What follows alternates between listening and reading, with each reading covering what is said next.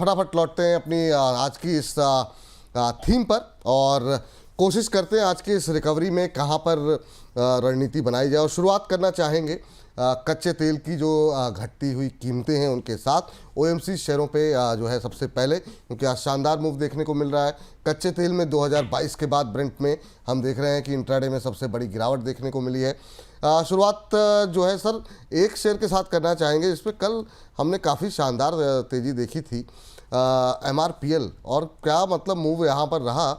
IOC BPCL HPCL पे आते हैं, लेकिन प्रदीप जी क्या करें या फिर रचित जी क्या करें, बताइए MRPL पे अभी क्या करना चाहिए।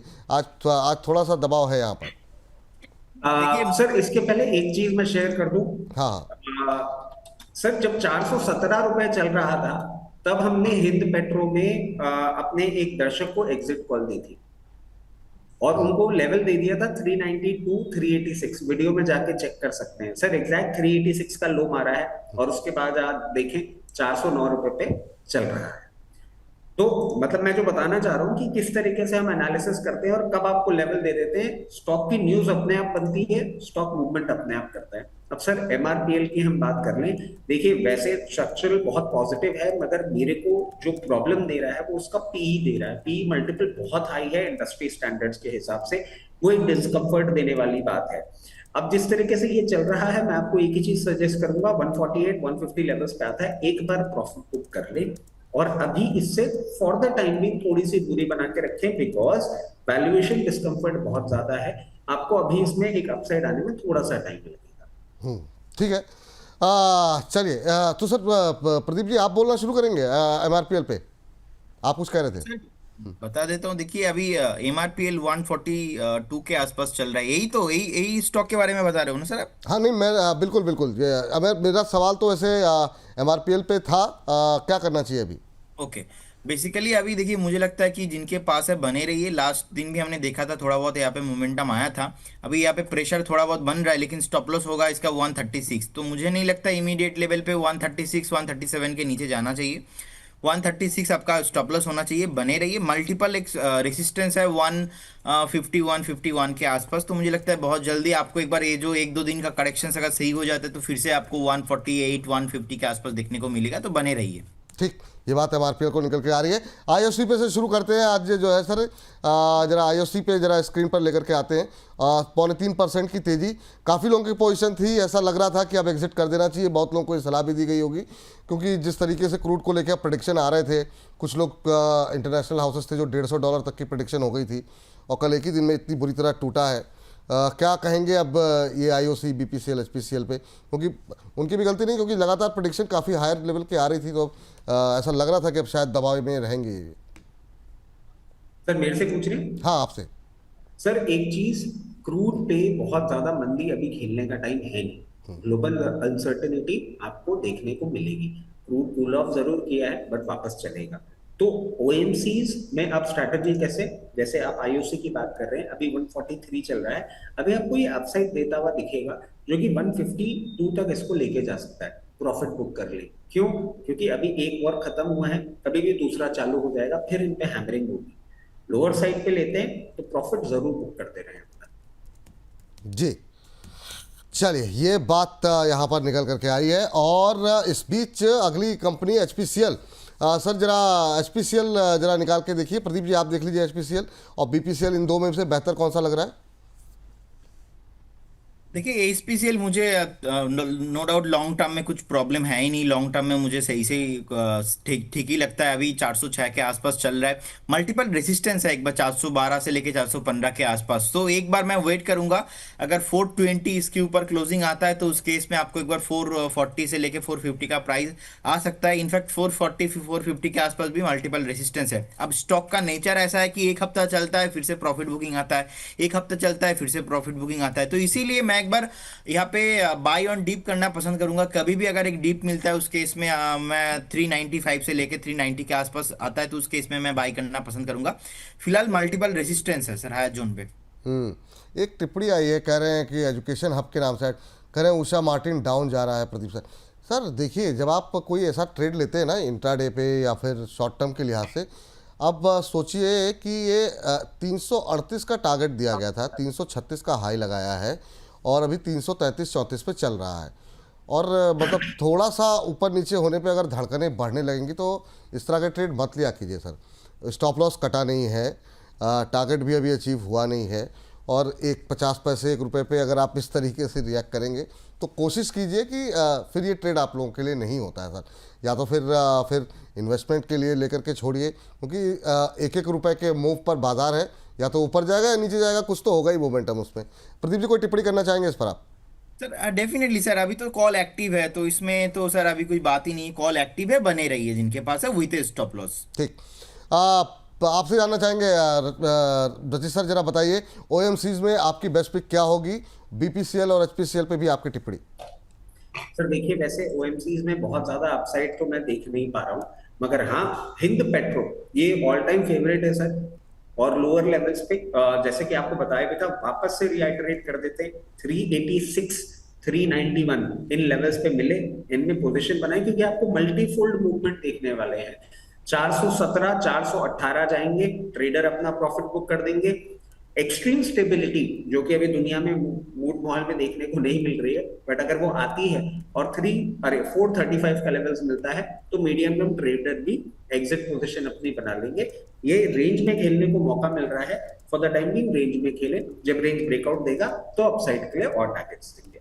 ठीक सर, चलिए ये बात यहाँ पर निकलते आती हुई, और अब जरा अदानी समूह पे आपकी टिप्पणी जानना चाहेंगे प्रदीप जी, क्योंकि अदानी पे हमने देखा कि हम बहुत सारी जो है टिप्पणियाँ आती रहीं, खासतौर से हाइफा पोर्ट को लेकर के। अब अगर सीज फायर होता है तो निश्चित रूप से ये खतरा टल गया है। अदानी पोर्ट पे पहली टिप्पणी, और इसके अलावा बाकी अदानी समूह पे भी दबाव रहा था, तो क्या अभी अदानी पे आपकी राय क्या होगी? आज 4% की तेजी है, 1400 के ऊपर। देखिए, मैं अदानी से डे वन से पॉजिटिव हूँ, बिकॉज ये स्टॉक जो है ना, टेक्निकल और फंडामेंटल बाद में देखेंगे, थोड़ा बहुत साइकोलॉजिकल है। मैं 2028 तक लॉन्ग करना पसंद करूंगा, और मुझे लगता है उससे पहले पहले 2 से 3 साल के व्यू से इसमें मैं आना पसंद करूंगा। और मैंने बहुत बार डिस्कशन किया आपके शो में, मैं उसी दिन अदानी में जाना पसंद करूंगा जिस दिन स्टॉक थोड़ा बहुत नीचे ट्रेड करेगा, और बहुत बार डिप दिखाया है, बहुत बार एंट्री हो चुका है। अभी तो सेलिब्रेशन का टाइम है, 1400 के ऊपर चल रहा है, मुझे लगता है बहुत जल्दी ये स्टॉक 1650-1700 का जोन आ सकता है। और इनफैक्ट अदानी पोर्ट में मतलब one of the number 1 counter है, और इन आई बिलीव कि फंडामेंटल टेक्निकल दोनों बहुत ही बढ़िया है। और हम अदर्स भी चीज़ देखते तो उसमें भी नो डाउट कोई इशू नहीं है, अदानी को कोई झुका नहीं सकता। सो इसमें आप बने रहिए, कोई इशू नहीं है। जी चलिए, इस बीच जो है ये टिप्पणी यहाँ पर निकल के आती हुई, सर अदानी पे आपका व्यू क्या होगा, खासतौर से इस डेवलपमेंट को ही ख्याल में अगर ध्यान में रखें तो? एक बड़ा वो था, बहुत सारी चीज़ें सोशल मीडिया पे भी चल रही थी, कितना बड़ा रिलीफ आप इसे मान रहे हैं? और ओवरऑल अदानी पोर्ट, जिस पर बहुत लोग बुलिश हैं, क्योंकि अगर ये चीज़ें अंतर्राष्ट्रीय अगर थोड़ी सी सुधरती हैं तो अदानी पोर्ट अगर इकोनॉमी ग्रो करेगी, जेएसडब्ल्यू इंफ्रा हुआ, अदानी पोर्ट हुए, इनको निश्चित रूप से एक बेनिफिट रहेगा। जी सर देखिए, इस पे 2 चीजें ऐड कर देता हूँ। अडानी पे आपको तो पता ही है मेरा व्यू पॉइंट कैसा रहता है, क्योंकि मैं थोड़ा डरपोक किस्म का आदमी हूँ। मैं डर बहुत जल्दी जाता हूँ सर, और जहां पैसे की बात होती है बढ़िया आदमी हूँ, बहुत ज्यादा डरा हुआ ही बैठा रहता हूँ।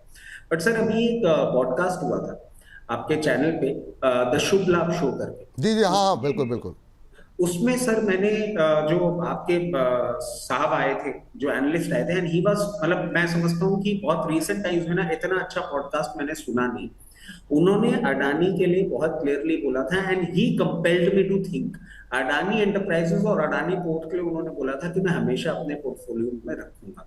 If you are a long term investor, you can keep it. I personally have apprehensions, क्योंकि मेरा थॉट प्रोसेस एक रहता है कि इंडिया के अगेंस्ट अगर आपको काम करना है तो अडानी को आप परेशान करेंगे, इंडिया परेशान हो जाएगा, वो वाली सिचुएशन है। और सर हमने बहुत बार देखा भी है, तो वो मेरा एप्रीहेंशन है जिसके कारण से मैं अडानी से दूर रहता हूँ। अब अगर हम पोर्ट की बात करते हैं, देखिए पोर्ट जिस तरीके से चल रहा है, मेरे पास तो है नहीं, जिसके पास है, अगर ट्रेडिंग बेट थी तो 1480 रुपए के आसपास आए, आप अपनी पोजीशन बुक कर लें। अगर आप मीडियम टर्म के इन्वेस्टर हैं, 1600 रुपए के आसपास आए, अपनी पोजीशन बुक कर लें। अडानी एंटरप्राइजेस की अगर हम बात करेंगे तो अभी ये एक छोटे से रेंज में चल रहा है, इसमें अपसाइड अभी फॉर द टाइम भी आपको देखने का नहीं मिलेगा। एक बार ये 2650 के ऊपर मेंटेन करेगा, उसके बाद आपको एक अपसाइड दिखेगा जो 3,000 रुपए पे जा सकता है। Fundamentally both the companies are very good. I don't have a position, I will not recommend these stocks, but हाँ अच्छा परफॉर्म कर रहे हैं, अपसाइड आपको देखने को मिल सकता है टेक्निकल और फंडामेंटल ग्राउंड्स पे। ठीक है। ये बात अदानी समूह पे निकल करके आती हुई एक शेयर जो कि जब भी बाजार के लिए कुछ पॉजिटिव खबर आती है, जो हमेशा मतलब एकदम उनमें जान आ जाती है, वो है CDSL BSE जैसे शेयर। और इन पे आप दोनों की राय। CDSL 0.2% ऊपर है। प्रदीप जी, आपसे शुरू करना चाहेंगे, CDSL पे क्या फ्रेश बाई की भी कोई सलाह है अभी, या फिर अभी दूर से देखने का टाइम है? नो डाउट विपुल जी, जब हमने डिस्कशन स्टार्ट किया था, हम मुझे याद है आपने पूछा था उस टाइम पे 1350 के 1300 के आसपास भाव था, और लॉन्ग करने का मैंने बोला था उस टाइम पे। मुझे लग रहा था कि ऑल टाइम टॉप बना के आएगा, क्योंकि BSE चल रहा था और सारे स्टॉक उस टाइम पे भाग रहा था। ऐसे जो सिक्योरिटीज काउंटर है बेसिकली, जो डीमैट एंड इसके काम करते हैं, तो उस टाइम पे अभी हमने बताया था। अभी देखिए रिसेंटली एक टॉप बनाया ऑलमोस्ट 1820 1850 के आसपास, फिर से नीचे आया, थोड़ा बहुत रिट्रेसमेंट हो चुका है, अभी 1754 के आसपास चल रहा है। तो मुझे लगता है कि जितना रिट्रेसमेंट होना था हो चुका है, फिर से ऊपर जाने के लिए रेडी हो रहा है। तो इसमें पहला टारगेट ही हो रहा है सर 2820 के आसपास। अगर इसके ऊपर सस्टेन करता है तो मुझे लगता है कि ऑल टाइम टॉप बना के आएगा एक बार। तो जिनके पास है बने रहिए, फ्रेश बाय अगर आप करके जाते हो इस जोन पे, तो आपको एक स्टॉप लॉस मेंटेन करना पड़ेगा। स्टॉप लॉस रहेगा 1650, मतलब यहाँ से ऑलमोस्ट 100 रुपीज नीचे। उस टाइम पे 100 रुपीज नीचे आप स्टॉप लॉस मेंटेन कीजिए, और ऑल टाइम जब टॉप बनाएगा उसके लिए एक बार वेट कीजिए। फिलहाल देखिए रिसेंटली बहुत चला है, तो एक करेक्शंस भी आया है, लेकिन वो जो करेक्शंस था थोड़ा छोटा है, तो हो सकता है कि और भी थोड़ा 100 रुपीज बाद, मतलब 1820 1825 के आसपास थोड़ा बहुत और करेक्शंस आपको देखने को मिले, हेल्दी करेक्शंस। लेकिन मैं इसमें पॉजिटिव हूँ, फंडामेंटल टेक्निकल दोनों, और मुझे लगता है कि नेक्स्ट 3 से 4 महीना maximum all time top possible है इसमें। जी। रजिश सर, आपको CDSL BSE इन दोनों पे आपकी टिप्पणी, और क्या करना चाहिए, मतलब क्या फ्रेश बाई की कहीं पे कोई गुंजाइश है? इस बीच एक बड़ी खबर आ रही है, S&P ने जो है अब FY26 GDP ग्रोथ एस्टिमेट को जो है 6.5% कर दिया है। हाल फिलहाल में हमने देखा बहुत सारी रेटिंग एजेंसियों की तरफ से जो एस्टिमेट थे उसको घटाया जा रहा था। तो ये एक पॉजिटिव खबर है बाजार के लिए कि S&P ने FY26 के GDP ग्रोथ अनुमान को 6.5% कर दिया है। और इस बीच बाजार में तो खैर धुआंधार रैली है ही है। लेकिन सर, इन सब के बीच में जो मेरा सवाल था आपसे कि आपकी टिप्पणी BSE और CDSL में ज़्यादा बेहतर कौन है, और इन दोनों पे आपका व्यू क्या है? सर आपको अपने बच्चे कभी खराब नहीं लगते। CDSL और BSE के साथ वही हाल है मेरा। सर 1200 रुपए से बोले जा रहा था, 1160 में भी बोल रहा था खरीद लीजिए खरीद लीजिए। सर अब प्रॉब्लम क्या है ना, कि अगर आप एक ट्रेडर हैं तो मैं आपको बोलूंगा कि अभी पोजीशन ना बनाए। BSE में भी अभी जिस तरीके से ये कोशिश कर रहा है, 2580 से 2460 ये वो रेंज होगी जहां पे आप पोजीशन बनाएंगे अगर आप ट्रेडर हैं। तो अगर आप इन्वेस्टर हैं तो यहां भी खरीद के रख सकते हैं। जब पहले हमने शो किया था तब भी हमने कहा था कि अब 3200 इज ऑन कार्ड्स, बहुत बहुत पास आपको देखने को मिलेगा, and 3200 will not be an end, BSE will go up again. और sir to put it forward again, ये प्री बोनस कुछ महीने पहले ही जब लोअर लेवल्स पे आया था तो हमने रिकमेंड किया था BSE भी, CDSL भी, और सर MCX भी। तो उसका भी मैं आपको लेवल दे दूंगा, आपने पूछा नहीं है बट आगे बढ़ के दे देता हूँ। CDSL की बात कर रहे हैं, 1350 रुपए के आसपास आएगा वहां पे।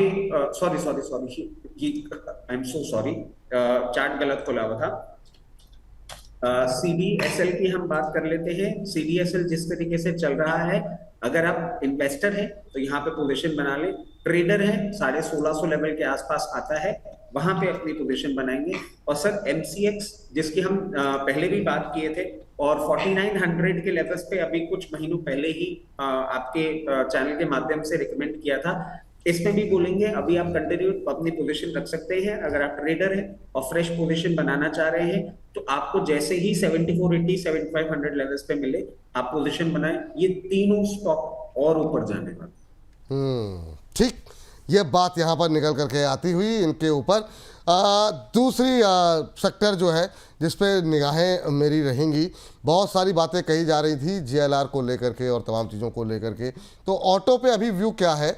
और व्यू जो है प्रदीप जी आपका टाटा मोटर्स पे जानना चाहेंगे। क्या टाटा मोटर्स पे अभी, और रचित सर आपके पास भी ऑटो पे आ रहे हैं कि खासतौर से जिनका एक्सपोजर जो है वो इंटरनेशनल कारोबार में है, ऑटो पे क्या व्यू होगा इस तेज़ी में आज की रिकवरी पे? प्रदीप सर आपकी पहली टिप्पणी टाटा मोटर्स पे। देखिए, Tata Motors sir one of my favourite stock है, और जिस टाइम पे टाटा मोटर्स ने ऑलमोस्ट 560 के आसपास था, उस टाइम से मैं टाटा मोटर्स में लॉन्ग करके बैठा हूँ सारे क्लाइंट को दे के।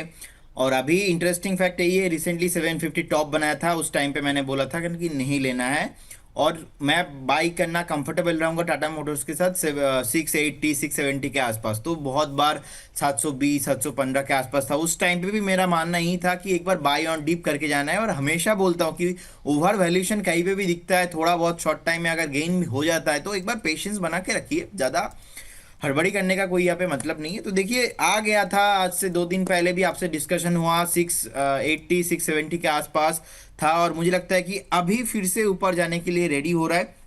शॉर्ट टाइम में जितना करेक्शन था कंप्लीट हो चुका है। ऑलमोस्ट 2,51,000 करोड़ के आसपास मार्केट कैप है, 21,000 करोड़ के आसपास प्रॉफिटेबल कंपनी है। सो मेरा तो बहुत ही फेवरेट है सर बेसिकली। सो आप अगर हम पी भी देखते हैं sir, price to earning ratio जो है 32 के आसपास है, इंडस्ट्री का पर्टिकुलर स्टॉक का है ऑलमोस्ट 9 के आसपास है, 8.89। So as per the my interpretation sir, अभी भी मुझे लगता है कि ये इसमें पोटेंशियल है फ्रेश। आप 30 से 40% एक्सपेक्ट मैं कर रहा हूँ ROI रिटर्न नेक्स्ट 1.5 से 2 साल मैक्सिमम। टाटा मोटर्स अभी करेंट जोन से बाई करके जा सकते हो, और अगर कभी भी करेंट मतलब if you want to invest 1 lakh, आप यहाँ पे 60% इन्वेस्ट करके जा सकते हो। बाकी अगेन वो 40% बाई ऑन डिप स्ट्रैटेजी रहेगा, कभी अगर कुछ क्रैश व्रैश आ जाता है, कुछ अनसर्टेनिटी कुछ आ जाता है तो उसमें तो बने रहिए। अभी करेंट जोन से भी बाई करके जाइए, बहुत जल्दी आपको 800 के ऊपर आता हुआ दिखेगा। ठीक है। सर ऑटोपैक पे आपकी बेस्ट बाय कॉल क्या होगी रचित जी, चूँकि आप फंडामेंटली देखते हैं क्या टाटा मोटर्स होनी चाहिए? क्योंकि इसमें जीएलआर का एक बीच बीच में टेंशन आती रहती है, उसको छोड़ करके क्या हम एमएनएम या मारुति पे फोकस करें? अगर अभी बाजार की रैली में आपके पसंदीदा ऑटोपैक में से कौन सा शेयर रहेगा? Sir, brother from different mother ऐसे ही नहीं बोलते हैं। और जुलाई के महीने में कलकत्ता आ रहा हूँ, साथ बैठ के पार्टी करेंगे, मिष्टी दही वगैरह खाएंगे, कोई अच्छी अच्छी जगह ढूंढ लीजिएगा, मिलके बैठ के वहां पार्टी करेंगे। तो हमको ही बुला लीजिए, मतलब हमारे साथ ऐसी क्या दुश्मनी? मैं तो सर देखिए, मैं तो अभी definitely both of you welcome sir, आ जाइए। बस मुझे एक कॉल, विपुल सर, बस आपसे रिक्वेस्ट है, आज मेरा फोन नंबर जो मेरा पर्सनल फोन नंबर है वो एक बार रचित सर को दे दीजिए प्लीज। बिल्कुल बिल्कुल। तो ये ऑन एयर देना है या मतलब कि अकेले में देना है? मतलब पता लगा कि आज में आपकी शादी हो जाए, पता लगा कल मैसेज आ गया भाई साहब पार्टी के लिए आइए, सीधे जो है पब्लिक हो गया नंबर जो है। सर रचित जी, इनकी शादी के लिए बहुत सारे रिश्ते आ रहे हैं ऑन एयर होने के बाद से, ये जिस तरीके से इनकी लोकप्रियता बढ़ रही है प्रदीप जी की, तो ये आपकी जी एक जहां ये बिलोंग करते हैं ना, वहां पे he will be one of the most eligible bachelors. अब मुझे पता लग गया है कि इनकी शादी नहीं हुई है, कुछ बहुत प्रोफाइल्स मैं भी शेयर कर दूंगा। वाह। सर ये होता है, ये होता है नहीं कि ठीक जिस है सर। इंडस्ट्री में है ना और जिस एज ग्रुप में है, ये आपको देखने को मिलेगा ही मिलेगा। नाउ अब देखिए शक्ल इनकी जो है ना, बिल्कुल मतलब पाछियां खिल गई है इनकी, लेकिन सच्चाई यही है सर। हमारे तो क्या है कि सिचुएशन अलग हो गई, हम तो क्या ही बोले। अब हमारे तो अगर ऐसा कुछ आएगा तो हमारे लिए और कांड वाली सिचुएशन बन जाएगी, बट हाँ इनके लिए तो ये एक पॉजिटिव सिचुएशन है। And I would always suggest enjoy it as much as possible. ये अटेंशन जिंदगी में वापस कभी देखने को नहीं मिलने वाला है। अभी जितना एक्टिंग हो रही है ना कि इस अटेंशन की जरूरत नहीं है, हमारी एज में आके पता लगेगा कि इस अटेंशन की कितनी जरूरत होती है। नहीं मिलता भाई साहब। अब देखिए सर, आ जाते हैं शेयरों पे। तो सर लेकिन ये जो है ना, मैं सॉरी मतलब मैं 10 सेकंड के लिए और ले रहा हूँ आपसे, ये मत बोलिए आप, आज भी लोग आपकी स्माइल करते रह रहे हैं, और मतलब कि स्माइल की बात हो रही है, बैचलरहुड तो चला गया ना, मैं उसकी बात कर रहा हूँ। अरे ठीक है सर, When ये you are the king, when you are the decision maker, वो जो एक फेज होता है ना सर, वो फेज को ना एंजॉय करना चाहिए, कि बाद में पता लगता है बस उसी टाइम तक के। दूल्हे राजा क्यों बोला जाता है सर? वो आखिरी दिन होता है राजा बनने का, उसके बाद सारी सिचुएशन अदर में राउंड हो जाती है, और वो जो बहू रानी होती है, जो लक्ष्मी होती है ना, वही राज करती है। आप सो सॉरी, मतलब आप नहीं, बात आपकी सही है सर, बातें निकलवा रहे हैं। नहीं बात आपकी बिल्कुल सही है, लेकिन आजकल इतना खौफ का माहौल है ना सर, बीते मतलब कुछ दिनों में कोई कोई ड्रम दिखा रहा है, कोई मेघालय शिलोंग ले जा रहा है, मतलब थोड़ा सा मतलब पता है विपुल जी, हाँ एक कमेंट मैं करना चाहूंगा यहाँ पे। हाँ बेसिकली मार्केट को लेके आप पूछते हो तो कुछ ना कुछ इंटरप्रिटेशन और रैशनल होता ही है बात करने के लिए, लेकिन जब ये शादी के बात उठता है ना, मैं एकदम चुप हो जाता हूँ। बात करने का कुछ है नहीं मेरे पास टॉपिक। अब उस दिन जैसे आपने छेड़ा ना, मैं कमेंट बॉक्स देख रहा था, तो कमेंट बॉक्स में कोई लिख रहा है कि सोनम वेटिंग फॉर यू। तो ओह मेरा एक टीम मेंबर जो है ना, टीम मेंबर ने बोला सर पता है आपको सोनम कौन है? मैंने बोला कौन है? जो बोला वो न्यूज में आया था ना कुछ दिन पहले, वो ड्राम वाला वही है सोनम। मैंने बोला अरे बाप रे। तो मतलब ठीक है, मतलब ठीक है, सावधान रहिए, सतर्क रहिए, ऐसा थोड़ी क्राइम पेट्रोल वगैरह देखते रहिए बीच बीच में। जी रचित सर, आप अपनी टिप्पणी करिए। आप दोनों को थैंक्स भी करना मुझे, लेकिन अपने दर्शकों को बताते हैं आप लोग बने रहिए, अब एक और खास मेहमान लेकर के आएंगे, फिर कोशिश में लगे हुए। आप दोनों को थैंक्स करते हैं जी सर। हालांकि अभी सेगमेंट खत्म नहीं हुआ, लेकिन बताइए सर क्या करना चाहिए अभी। सर टाटा मोटर जो है ना, टाटा मोटर में बिल्कुल अपनी पोजीशन बना सकते हैं। I will like to go with what Pradeep भाई ने लेवल्स दिए हैं, उन्हीं को कॉपी पेस्ट करेंगे। सर एक और काउंटर है, इसमें बहुत क्लोज नजर रखिएगा, हीरो मोटोकॉर्प। ये ब्रेकआउट देने के बहुत करीब आ गया है। 4400 रुपीज के ऊपर जैसे ही जाएगा, ट्रेडिंग बेट भी अगर आप लेते हैं तो 5000 के टारगेट आपको देखने को मिल सकते हैं। और मीडियम टर्म के लिए होल्ड करेंगे तो 5800 तक का लेवल आपको देखने को मिल सकता है। इसके बाद आ जाते हैं sir one of my favourites, Bajaj auto. अभी थोड़ा सा डाउन साइड पे चल रहा है। पिछले हफ्ते भी आपसे शो पे बात करी थी, 8150 लेवल्स पे पोजीशन बनाएंगे। और वो पोजीशन का जो ट्रेडिंग टारगेट होगा वो 9100 का होगा। मीडियम टर्म के लिए होल्ड करेंगे, 10,600 रुपए तक जा सकता है। इसके बाद आता है टीवीएस मोटर। ये अभी अपने बुलिश स्टांस को मेंटेन करके चलेगा। अगर फ्रेश एंट्री ढूंढ रहे हैं, 2730 रुपए में फ्रेश एंट्री ढूंढेंगे। और ट्रेडिंग बेट लेके चल रहे हैं तो 2950 में मूव कर लेंगे। अगर मीडियम टर्म इन्वेस्टर हैं तो 3200 तक अपनी पोजीशन बना के रख सकते हैं। ये सारे फेवरेट पिक्स हैं मेरे। ऑटो सेक्टर में अभी तक परफॉर्म नहीं किए हैं, अब परफॉर्म करने वाले हैं। ठीक, एक छोटी सी टिप्पणी प्रदीप जी आपकी बैंकों को लेकर के, थैंक्स करने से पहले, क्योंकि मुझे अब लग रहा है कि मतलब अब जो दुविधा, जिस तरीके से बैंकों को चलना चाहिए था नहीं चल पाए, अलग अलग दुनिया के कारण रहे, क्या ये सही समय है बैंकों के अब चलने का? छोटी टिप्पणी, आपका कोई पसंदीदा बैंक हो तो प्रदीप जी, और उसका रचित जी, एक एक लाइन की टिप्पणी और फिर थैंक्स करते हैं सर। देखिए बैंक निफ्टी मुझे बहुत ही अच्छा लग रहा है, और मुझे लगता है कि ये डेली डेली जो 200 पॉइंट 300 पॉइंट ऊपर जा रहा है और हम बोल रहे हैं कि लाइफ टाइम हाई लगा दिया, मैं इसमें ज्यादा बिलीवर नहीं हूं। मुझे चाहिए अभी बैंक निफ्टी 60,000 के ऊपर, 62,000 के ऊपर, तब जाके बोलूंगा सर एक न्यू 52 एक लाइफ टाइम हाई लगा के आया बैंक निफ्टी। और बैंक में सर एक बैंक मुझे बहुत ही अट्रैक्टिव लग रहा है, पहले भी मैंने डिस्कशन किया है, बैंक का नाम है Indian bank. So Indian bank का चार्ट देखिए एक बार, वीकली चार्ट इंडियन बैंक बहुत ही बढ़िया है बेसिकली। सो बेसिकली आप देखेंगे लास्ट टाइम का जो टॉप था ऑलमोस्ट 655 660 के अराउंड के आसपास, तो अभी देखिए ब्रेकआउट होने के बाद कंसोलिडेशन किया, कंसोलिडेशन होने के बाद एक बार 610 615 के आसपास भी आया था, अभी 625 के आसपास चल रहा है।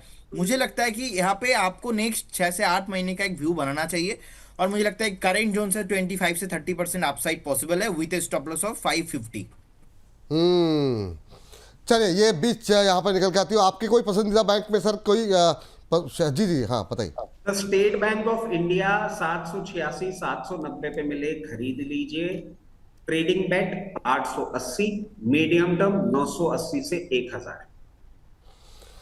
मैं आप लोगों को दोनों को थैंक्स कर रहा हूँ। उससे पहले एक बड़ी अपडेट है, ईरान से अपडेट आई है सर, चूँकि आपकी नज़रें रहती हैं। ईरान ने जो है यूएस और कतर को पहले ही जो है इन्फॉर्म कर दिया था अटैक करने से पहले। ट्रंप ने तेहरान को मतलब जो है थैंक किया है तेहरान को कि आपने अच्छा किया कि आपने हमको पहले से बताया हुआ था। और I want to thank Iran for giving us early notice which made it possible for no lives to be lost and no body to be injured. Sir ये क्या गेम जो है ना ये दुनिया का चल रहा है कि ठीक है अपनी ऑडियंस को आपने, ईरान को भी वो कर दिया कि ठीक है नहीं हमने बदला ले लिया टाइप, है ना। पहले उन्होंने बता दिया भाई खाली कर दो ज़मीन, हम भेज रहे हैं अपने मिसाइल, वहाँ पे कुछ है नहीं, वहाँ पे अपना गए।